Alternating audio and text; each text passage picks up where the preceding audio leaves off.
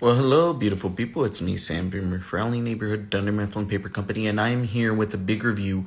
One of my most anticipated albums of the year, Jessie Ware's That Feels Good. Jessie Ware released one of what I think is one of the best albums in the past decade. It's easily one of my personal favorites with What's Your Pleasure.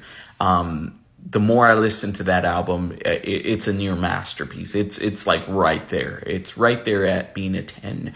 So, of course, I was excited, but also nervous with this one. Does it live up to that?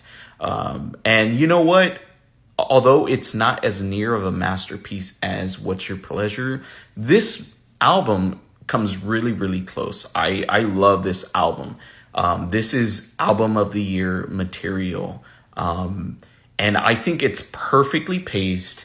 I think it's a perfect 10 tracks, 40 minutes. It's not too long, not too short. It feels just right in terms of the length of the album.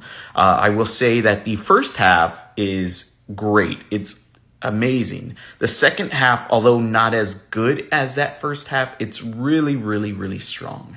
I love Jessie Ware. I mean, I'm easily a big fan of hers. I know her first few albums were good, but I think that What's Your Pleasure kind of boosted her up to, more appeal, a wider audience. And I'm glad to say that this album just further, is further proof that, hey, she got what it takes. She's special. And I think with this one, I think the more I listen to it, just like What's Your Pleasure, the more I'm going to love it. And the more I'm just, it might even be just as good as What's Your Pleasure, or maybe even one day better than What's Your Pleasure. But that being said, I love this album. I've been listening to it nonstop. I've listened to it 4 or 5 times. I think, yeah, lost count. And I think it should be on everyone's radar. Definitely check this out. Definitely check out her last album, What's Your Pleasure.